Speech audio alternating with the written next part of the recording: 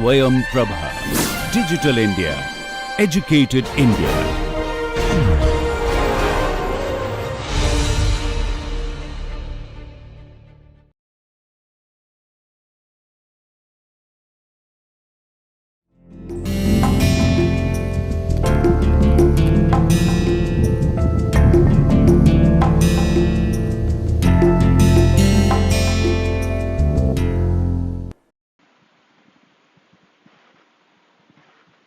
Namaste.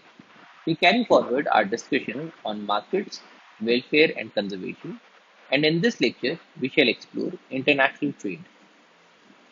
So, what is international trade? International trade is the exchange of capital, goods, and services across international borders or territories. So, the key terms are exchange. So, in the case of international trade, there is an exchange of things which can include capital, it can include goods, and it can include services. But the important thing is that it should occur across international borders or territories.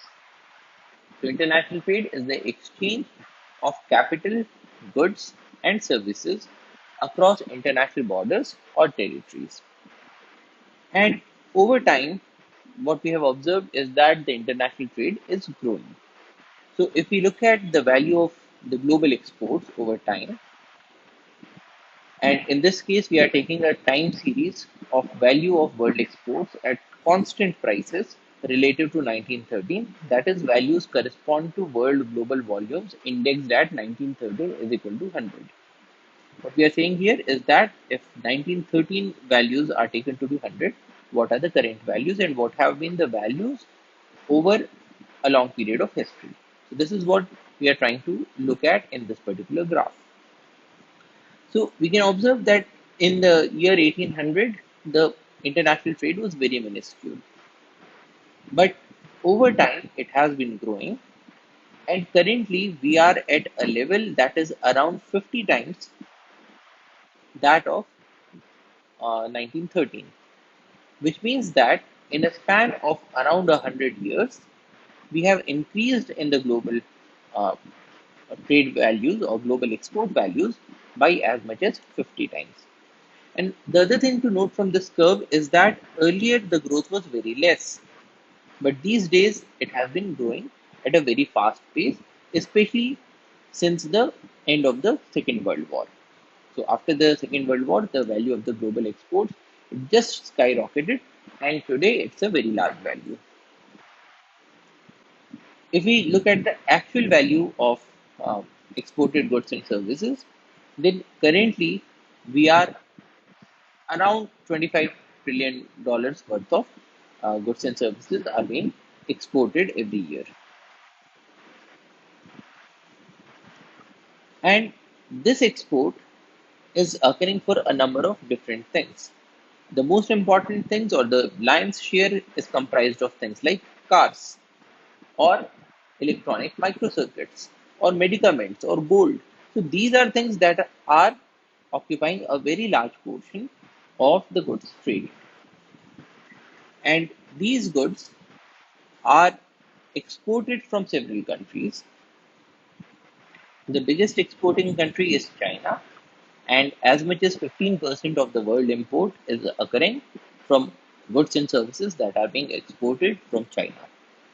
The second largest exporter is the United States with a share of 9.2%, followed by Germany at 8%. So these are three largest exporters of goods. And the goods are exported to a number of different destinations. Now, if you look at destinations, the United States is importing around 14% of the global imports. So, this is the largest export destination. So, a large number of or a large quantity of goods and services are exported to United States, and the United States is importing these. The second number is of China at 9%, followed by Germany at 6.2%. So what we are observing here is that the countries that are the largest export origins are also the biggest export destinations. which means that in the world stage, there are certain countries that are the biggest exporters as well as the biggest importers. And this large volume of trade is now having implications for conservation. And of late, we have been becoming more and more aware of these conservation implications, as is shown by these articles. We show that free trade increases world pollution.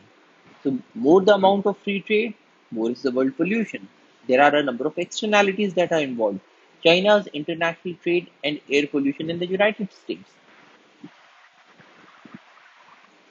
Then we have international trade undermines national emission reduction targets. So every country these days has certain national emission control targets, which means that every country is trying to cap the amount of greenhouse gases that it is emitting.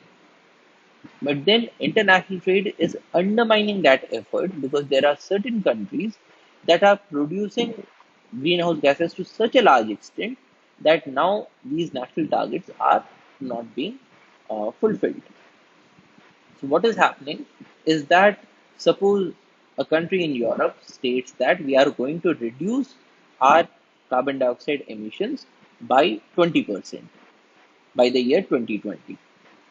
So what they are saying is that we will emit only 80% of the carbon dioxide that we were emitting, say in the year 1990. But then this is not being completely met because they are still getting more of the produce, but they are getting it from certain other countries, such as China. Now, what happens in that case is that the country in Europe would be able to show that yes, we have reduced our greenhouse gas emissions, but then that has been more than compensated by the excessive release of carbon dioxide, say in China. And in this case, not only will carbon dioxide emissions be there during the process of manufacturing of the goods, but there will also be a large amount of carbon dioxide emission during the transportation of the good. So when the things were being made locally, in that case, the amount of carbon dioxide emissions were less because things had to be transported to lesser distances. But now things are moving across continents, and that is also leading to an increase in the total amount of the net amount of greenhouse gas emissions across the world. So, this is another major environmental implication of international trade. International trade linked with disease burden from airborne particulate pollution. Now, this article is stating that the pollution that is being released because of international trade, it is now leading to more and more number of diseases in a large number of people, and especially the airborne diseases. Because if there are pollutants that are released in any one country, then uh, along with wind, these pollutants can reach to the other countries and they will start to have negative consequences on the people in the other countries as well. So we are starting to see an increase in the disease burden. Pollution from international trade killed 700,000 people in 1 year. 7 lakh premature deaths worldwide in a single year. So it is not just a theoretical construct, but what we are seeing is that this is actually happening. International trade and air pollution, estimating the economic cost of air emissions from waterborne commerce vessels in the United States. Now, what is happening is that because of the air pollutants that are being emitted by certain countries that are involved in the international trade, we are now seeing a large amount of disease burdens in across the world, which means in other countries as well. Now, because there is a disease burden, these countries will have to spend more resources on healthcare. So there is an economic fallout of the international trade as well. So in total, what we are seeing is that the international trade is having a large amount of environmental and disease related implications. But then the question is, if international trade is bad for us, then why are we doing it? So we cannot just say that international trade is good or international trade is bad. But when we know that international trade has an implication for environment, it has an implication for conservation. We need to understand international trade so as to be able to better regulate it. So we need to know not just the negatives but also the positives of the international trade so that we can find out a way in which the positives can be retained while reducing the negatives, which is why this lecture is important. We need to know not just that international trade is leading to an increase in pollution, but we need to understand that what are the benefits of international trade because of which international trade is occurring. And is there a way in which we can have these benefits without the large amount of air pollution or other pollution?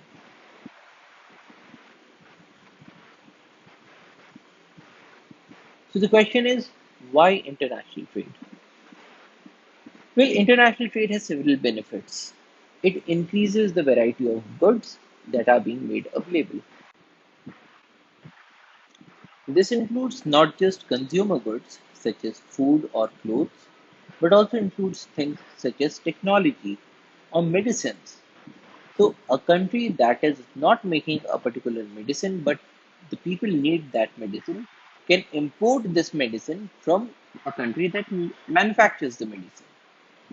So, international trade increases the variety of goods that are made available to any particular country. Secondly, specialization permits economies of scale, which lowers prices. What this means is that if a country specializes in making something, say a country is specializing in making clothes, when that happens, the country would get into the profession of making newer technologies available.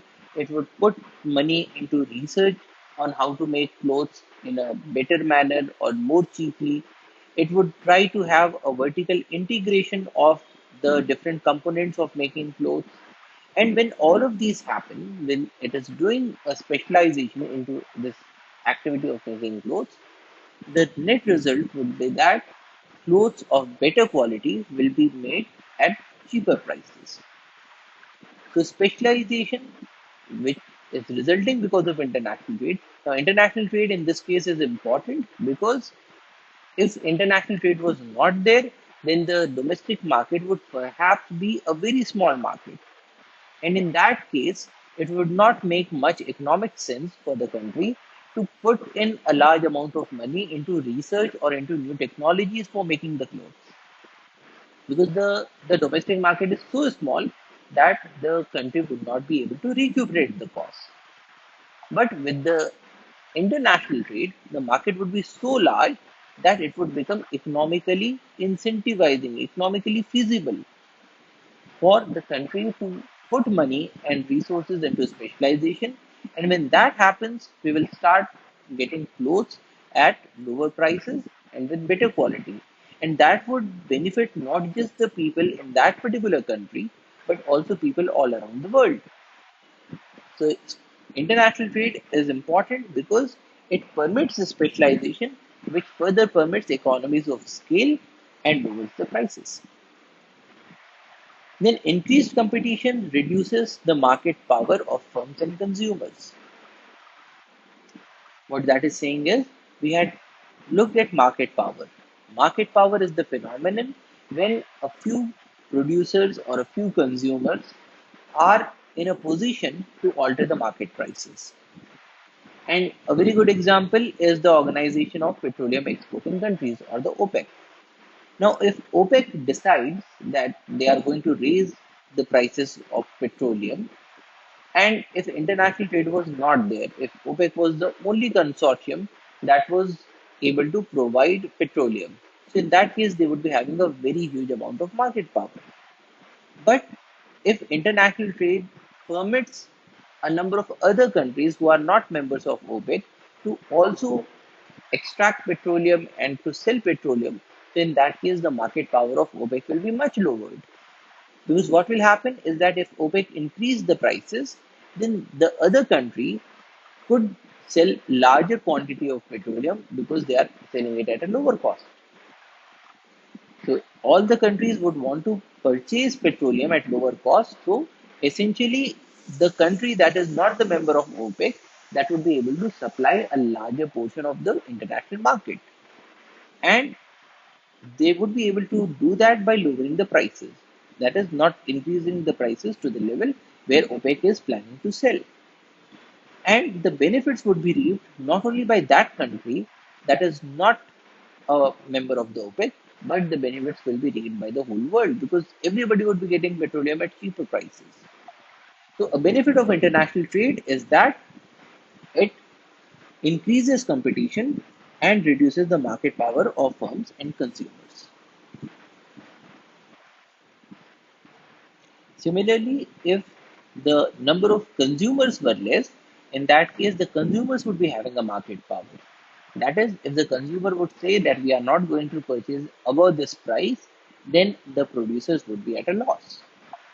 But with the international trade, what happens is that there are so many consumers that if there is one consumer that is ready to buy things at a larger price, then people will supply the goods to that particular consumer. So essentially, with larger number of producers and larger number of consumers, the market power of everybody reduces. Now, when market power reduces, it means that the market will be able to function in a much better manner, in a much more natural manner. That is, the market will become more and more competitive. And as we have observed before, a competitive market enhances the net surplus. So it optimizes for the maximum amount of surplus for the whole of the society. So it is always good to have more number of producers and consumers so that the market power is reduced. Because market power is an aberration that does not permit the market to work properly. So this is another benefit of international trade. Then there are enhanced flow of ideas, such as a computer revolution can begin by importing a few computers from abroad rather than making them domestically. What we are saying here is that with international trade, it is possible for countries to do leapfrogging.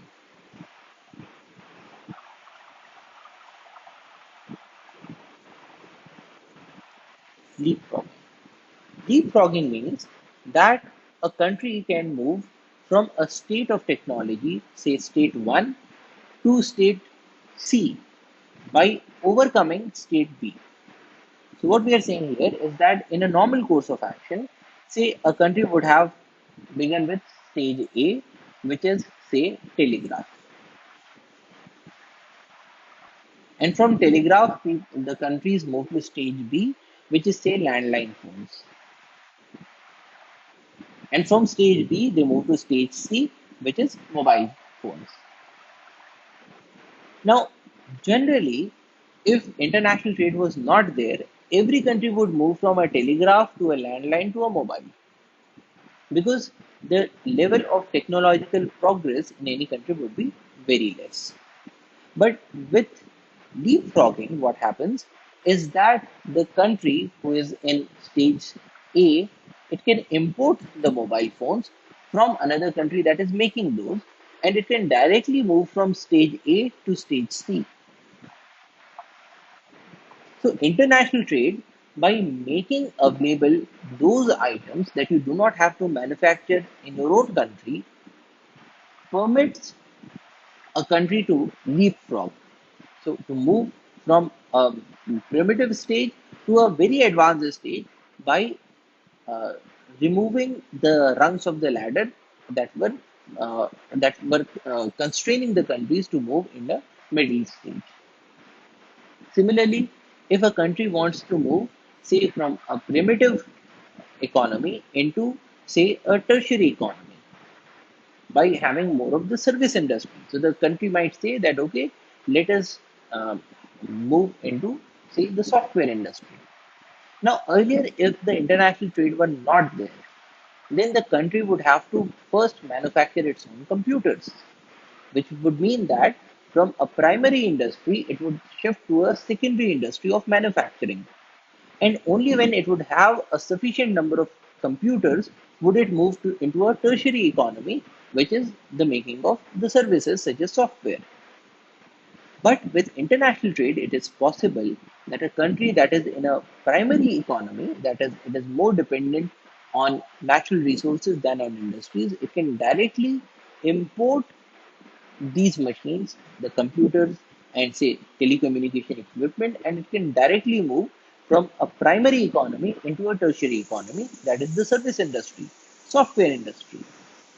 So international trade makes it possible for countries to move to a very advanced level of economy or to a very advanced level of development by permitting enhanced flow of ideas and technology.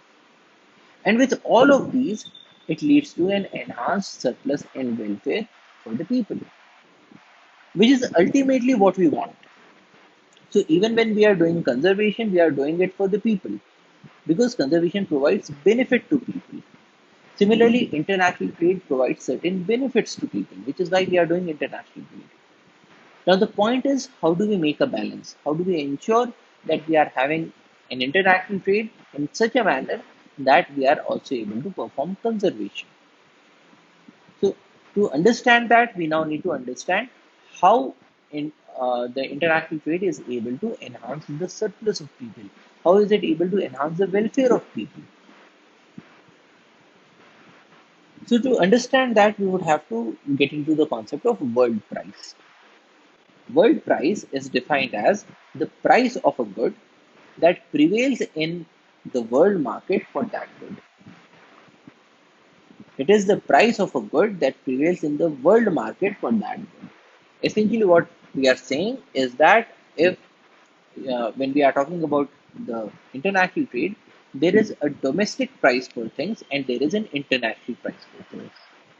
So, if you look at a thing such as a pen, now a pen when it is manufactured domestically will be sold in the market for a certain price, and when the same pen is made available to the world market, then it would perhaps be sold at a different price.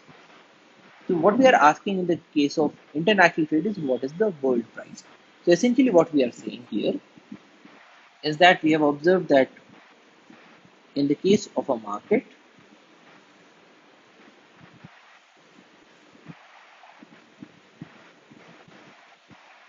we have the supply curve and the demand curve, and the here we have the here we have price, and here we have the quantity. So you have a supply curve, you have a demand curve, and where both of these meet will give you the quantity and the price. But this is the the demand and supply curve in the domestic market.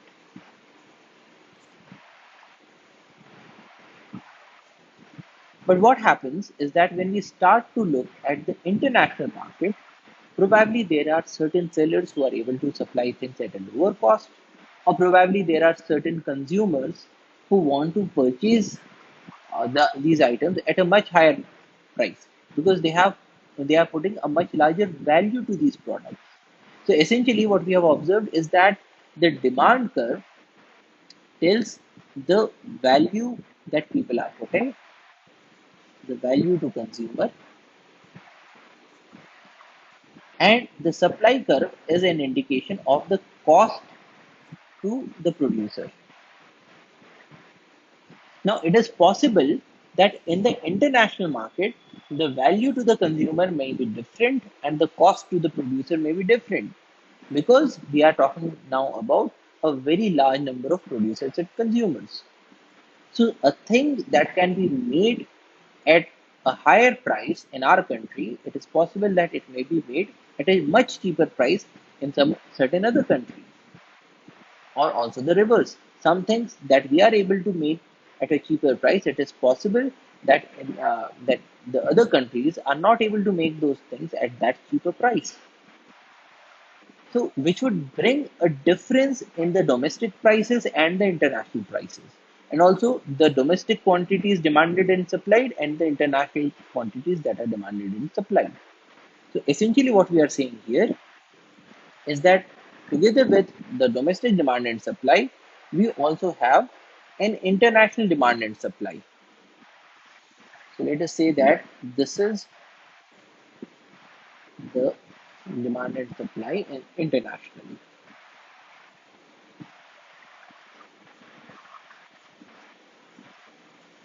So now we are talking about the international market.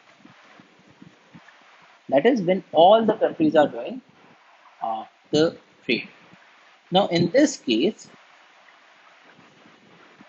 we will be having a different price. Let us say that this is P prime and a different quantity than in the domestic market. Let us say that this is Q prime. Now P prime may be the same as P or it may be different from P. But this P prime will be called as the world price, the price of a good that prevails in the world market for that good. So it may be same or different from domestic price.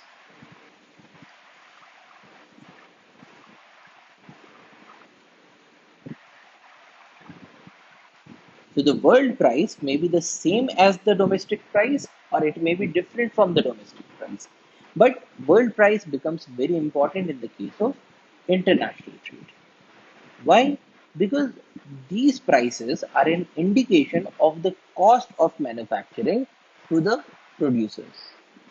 And in this case, if the domestic price is less than the world price, what does that mean? It means that our manufacturers or our producers are able to make things at a much cheaper cost than producers in other countries, which means that we are making things much more efficiently. Now, if we are able to make things at a cheaper price and others are able to make things at a much greater price, then that would mean that we have an advantage over the other countries. Now, in the case of trade, we have observed that people or countries should be doing what they have an advantage in doing, whether it's an absolute advantage or a comparative advantage. Because when we have the advantage, then we are able to make things at a cheaper price, which means that we are in a much better position to sell and to earn money. So it will be of benefit to our country, but then it will also be of a benefit to the other countries because their domestic industries are not able to make things that cheaply, but they will be able to import these things from our country, and so their citizens will also be able to get these things at a much lower cost than what their industries were providing. So, if there is a difference between the domestic price and the international price, and if the international price is higher, then it makes sense for us to export because we are at an advantage and we will be earning the foreign exchange. At the same time, for the other countries, it is in their advantage to import because they will be getting things at a cheaper price. Similarly, if the world price is less than the domestic price, it means that for that particular good, our industries are not that efficient. They are not able to make things at that lower cost than is available in the world market. So, in that case, if we imported those goods, then we would be able to provide those goods at a much cheaper price to our citizens. So, we will be able to increase the benefit or the surplus of our citizens. So, in that case, as well, the international trade makes sense. So let us now explore both of these situations. What are the gains for an exporting country and what are the gains for an importing country? So when we are saying an exporting country, then it means that the domestic price in this case is less than the world price. So let us now start from the domestic surplus. Now in the domestic market, these are the demand and the supply curves. And the point where both of these curves meet, it gives us the prevailing domestic price and the domestic quantity demanded or supplied. And we have observed before that that this triangle, which is between the demand curve and the price, gives us the consumer surplus, and this triangle, which is between the supply curve and the price, it gives us the producer surplus. So this is the situation before the international trade. So we have the consumer surplus, we have producer surplus, and this total is giving us the total surplus of the country before the international trade. And this country is going to export if the international price is greater than the domestic price, which is what we are showing here. So this line is showing us the international price. So this is the international price, and this line is the domestic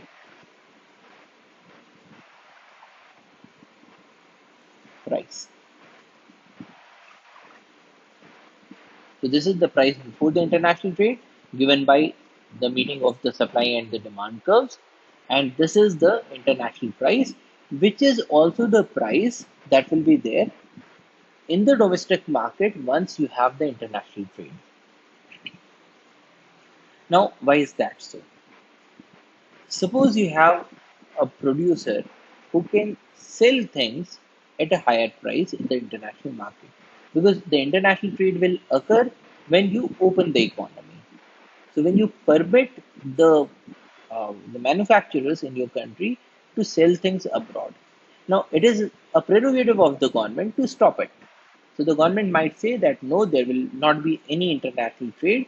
We will not permit the manufacturers to sell things outside. If that happens, we will have this situation. So there is no international trade.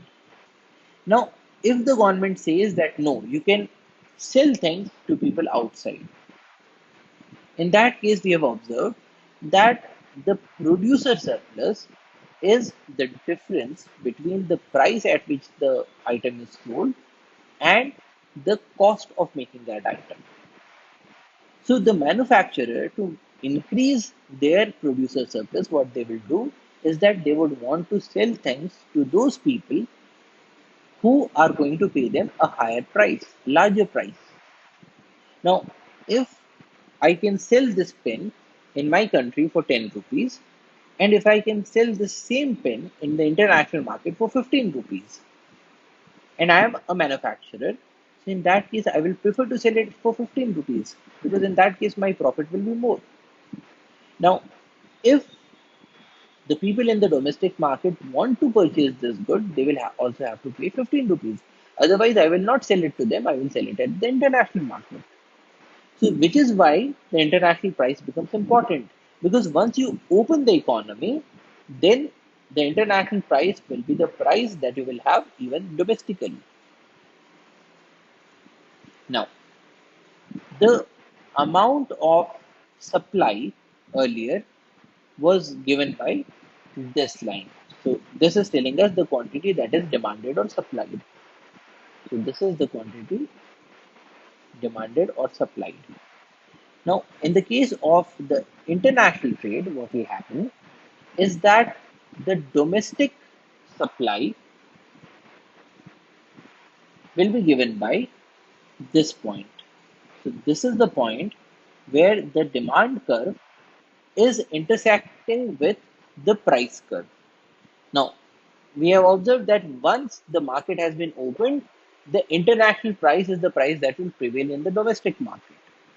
Now, the thing is, how much is the quantity demanded or supplied at this price point? So, the quantity that is demanded at this price point will be given by the point where the price line cuts the demand line. So, it is this point. And at this point, the quantity that is demanded in the domestic market is given by this much. So, this is the domestic demand or supply, because the quantity that is demanded will also get supplied. Now, the total quantity that is supplied or uh, by the producers is given by this point where the supply curve, this one, intersects with the price curve. So this point will tell us the total supply. Now, this is the total amount that is being supplied by the producers, and this is the total amount that they are supplying to the domestic market.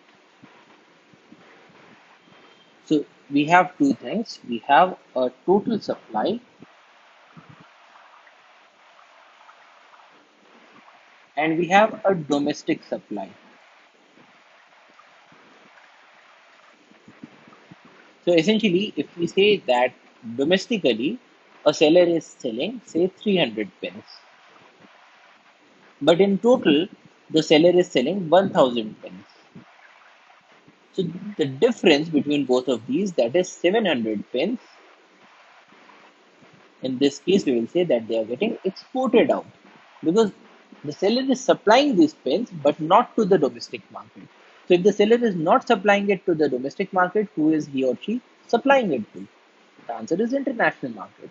So the difference gives us the total amount that is being supplied outside or the total amount that is getting exported out. So the difference between the total supply and the domestic supply gives us the amount of export.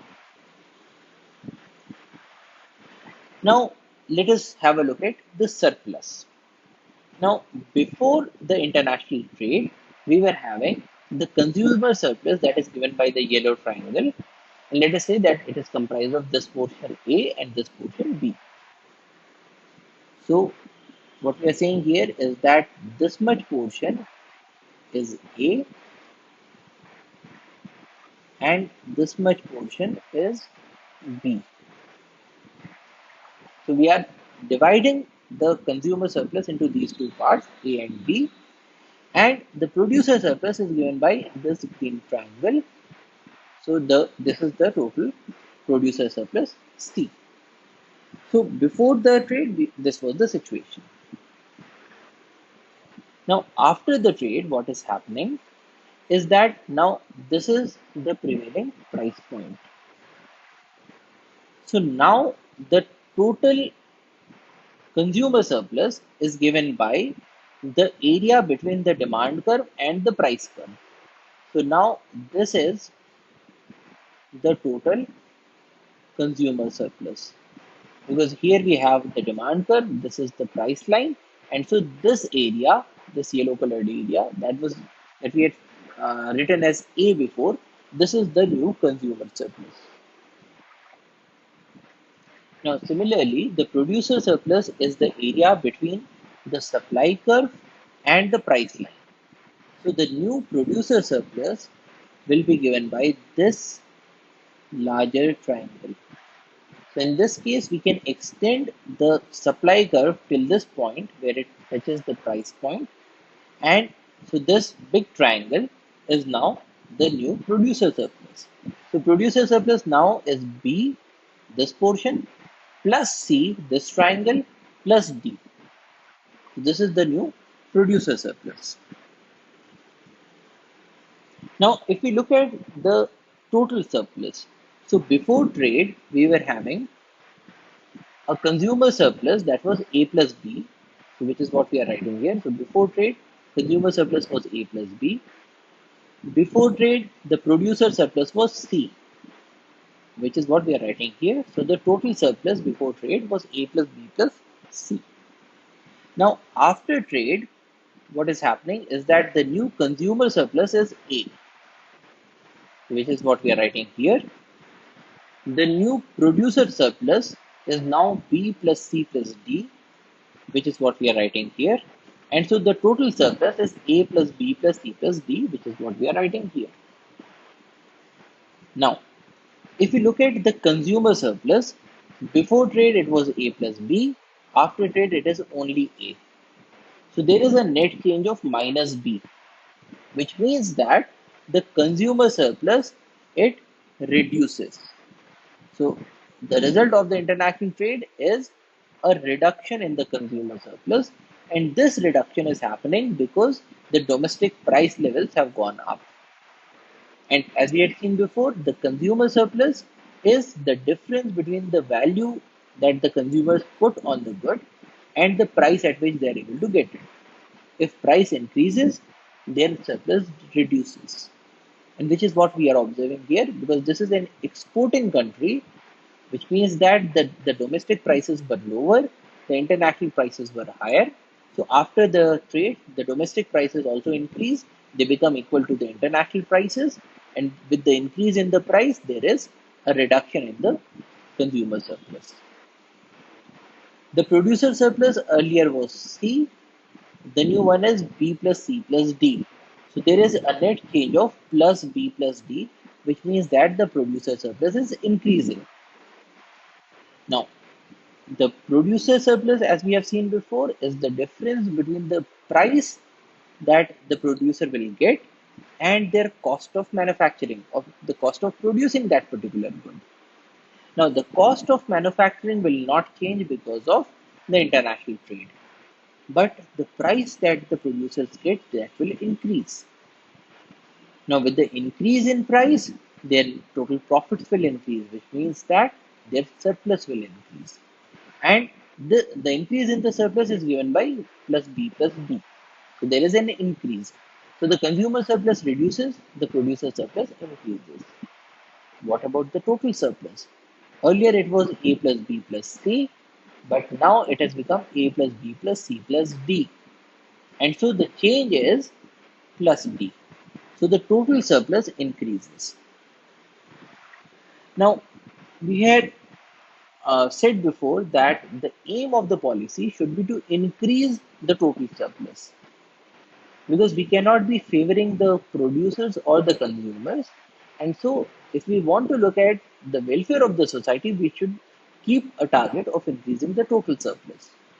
And here we are observing that for the exporting country, the total surplus increases if they get into the international trade. So the total surplus before the international trade was less, after the international trade it is more. So it makes sense for the exporting country to get into the international trade. So international trade is beneficial for the exporting country.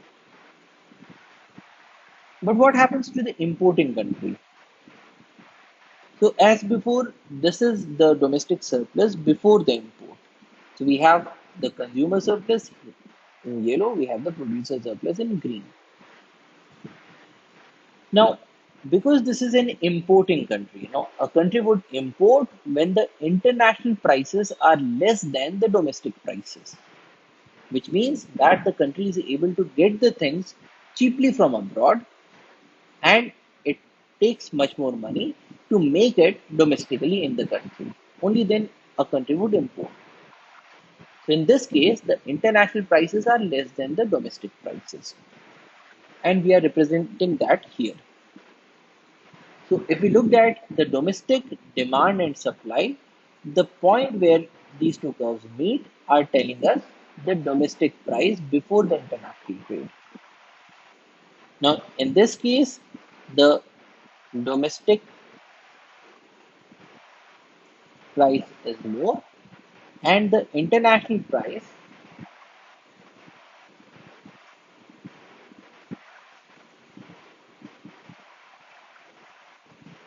is less, which is why this country is going for the import. So here we are representing the international price or the world price by this red line. So before the international trade, this would be the price. After the international trade begins, we will have this price. And remember that this is the price that we will get even in the domestic market. Why? Because once the country is opening up for imports, so now the consumers have an option whether to buy the domestic product or whether to buy the international product. Now, if quality remains the same, the consumers would want to purchase things at the lower price. So they would go for the item that has been manufactured internationally because it is available at a cheaper price. And so the domestic producers would have the option of either reducing the price to match the international price or go out of business. So which is what we are observing here. So we have this is the price after the international trade even in the domestic market. Now the total quantity that is demanded in the market is given by the point where the demand curve intersects the price curve. So this is the demand curve, and it is international. It is cutting the price curve at this point. So this is the total supply that is being demanded, or this is the quantity that is being demanded and supplied in the domestic market. Now, for the domestic producers, the supply curve was this. And the point where the supply curve is cutting the international price is telling us the domestic supply. So this is the quantity that the domestic producers are able to supply, and this is the total quantity that is being supplied in the market. What we are saying here is that the total supply is 1000 pins, as we have seen before. The domestic supply is 300 pins. Now, the difference in both of these cases, so total supply in the domestic market is 1000 pins, out of which only 300 are being supplied by the domestic producers.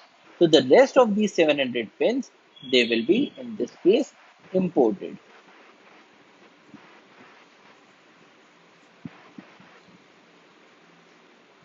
So this difference between Q and QB is telling us the amount of import in this particular. Now let us have a look at the change in the surplus. Now, before the international trade, we were having the consumer surplus and the producer surplus. Now, because we have this red international price line, so we divide the producer surplus into B and C, and this is the consumer surplus. So, the consumer surplus before trade was A, and the producer surplus was B plus C. Now, what happens to the surplus after the international trade?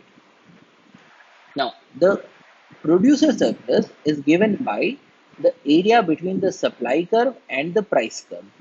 So, this triangle is telling us the producer surplus after the international trade, because now the price point is this red line.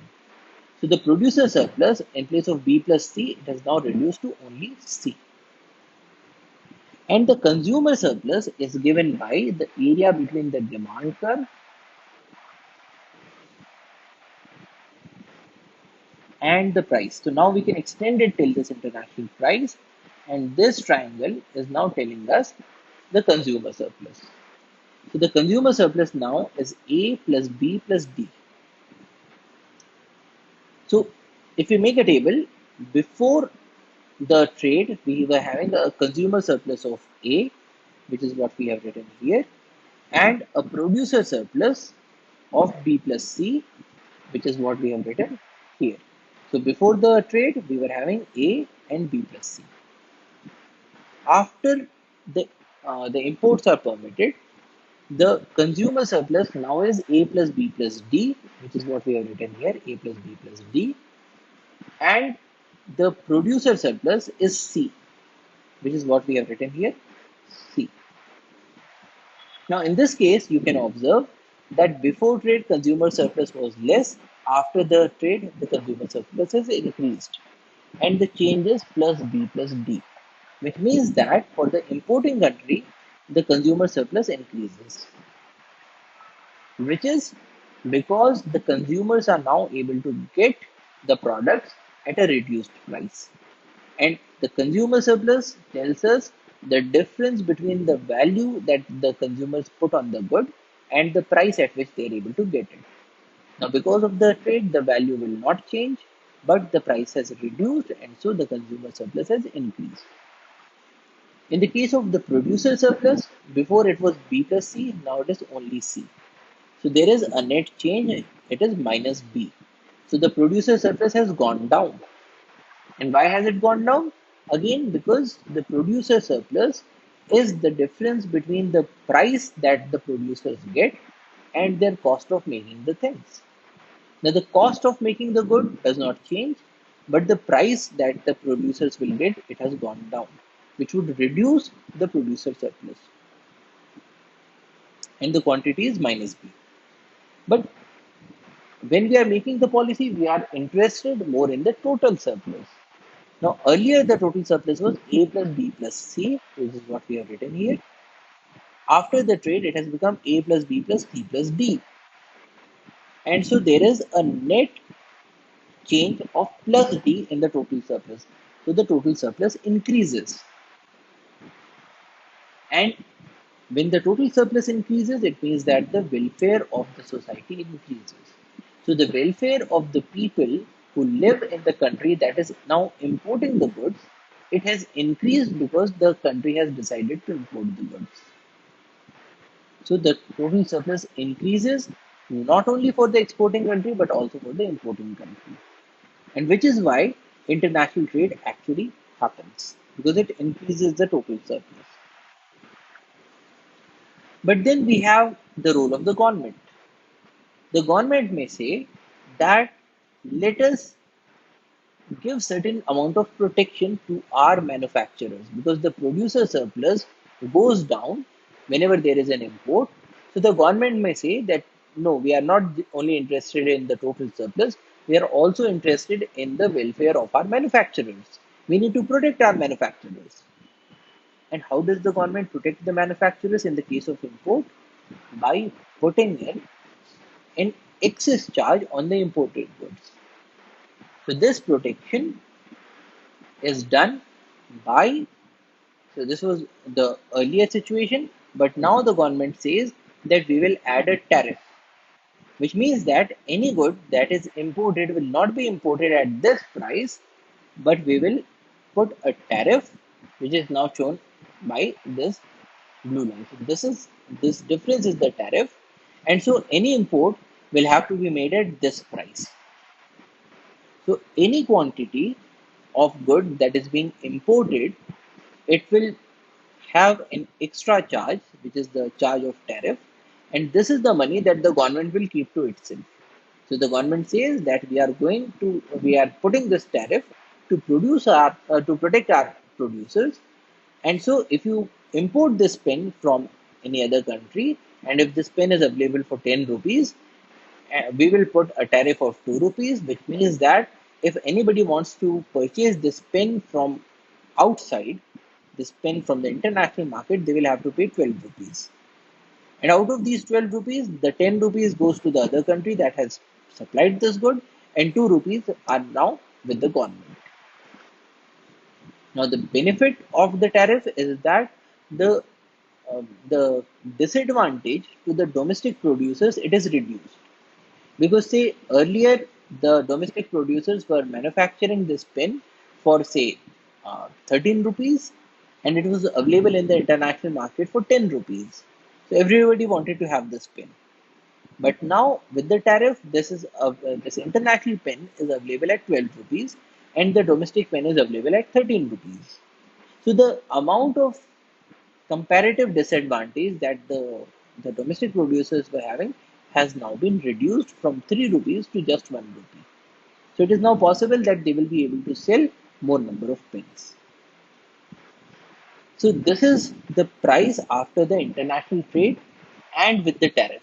So this is the price before the international trade or the domestic price. With the international trade, the price came down, but with the tariff, it increased again.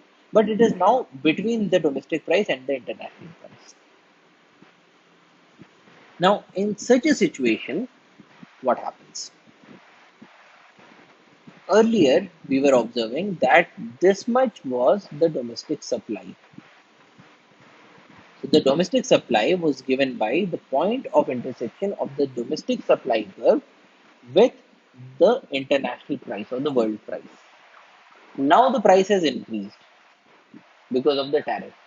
And so now the domestic supply after the tariff is given by this point, where the domestic supply curve is now intersecting the new price curve. And at this price point, now this much is the quantity that is supplied domestically. So what we are observing here is that earlier the domestic suppliers were only supplying this amount, but now they are supplying this amount. So the total amount that is being supplied by the domestic producers that has gone up, which was one of the aims of putting up a tariff. to provide protection to our domestic manufacturers so that they do not completely go out of business. They also have certain amounts of goods that they can sell, and now it is more than what they could have sold if there was just a free import of goods. Now, earlier the total supply was this much, given by the domestic demand curve cutting the international price or the world price. Now, because the price has increased, so now this is the point which will tell the total supply. So this is the total supply after the tariff, the point where the demand curve is cutting the new price curve. So this is now the total supply. So there is a decrease in the total supply. So earlier total supply was this much, now it is this much. And the difference between the the domestic supply and the total supply will give us the amount of import. So earlier the import was this much, red arrow line, and the new import is this much. So what is happening is that the country has now reduced the total amount of imports.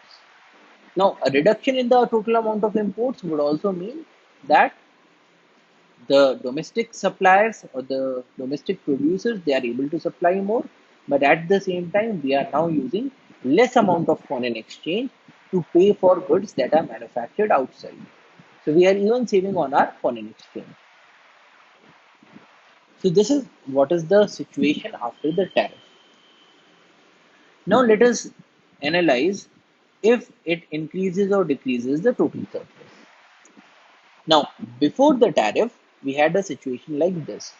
So the consumer surplus was A plus B plus D. The producer surplus was C, which is what we have seen before. Now, with the tariff, to analyze it, let us divide this portion B into B1 and B2, and this triangle D into D1, D2, D3, and D4. So we are not making any changes, but we are just saying that in place of writing D, we will say that the consumer surplus is now D1 plus D2 plus D3 plus D4. And in place of writing B, we are now writing it as B1 and B2. So the consumer surplus, it remains the same. So it is A plus B1 plus B2 plus D1 plus D2 plus D3 plus D4. And the producer surplus is C. So this is the situation before the tariff. Now, what happens after the tariff is imposed? Now, the consumer surplus will be given by the triangle that is formed by the demand curve and the price curve. So, this is the new consumer surplus. So, the new consumer surplus is A plus B1 plus D1, which is what we are writing here, A plus B1 plus D1. The new producer surplus is given by the domestic supply curve and the price curve. So this is the new producer surplus, which is C plus B2, which is what we are writing here. And the amount of revenue that accrues to the government is given by this rectangle, which is D3. Why? Because this is the amount of import and this is the amount of tariff. So the government revenue is import into the tariff. So more the amount that is getting imported or more is the amount of tariff, the government will earn more revenue. So for each pen, the government was charging 2 rupees of tariff. Now if 10 pen are imported, the government gets 20 rupees. If 100 pen get imported, the government gets 200 rupees. Similarly, it has got to do with the amount of tariff. If 10 pen were imported and the tariff was 2 rupees, then the government gets 20 rupees.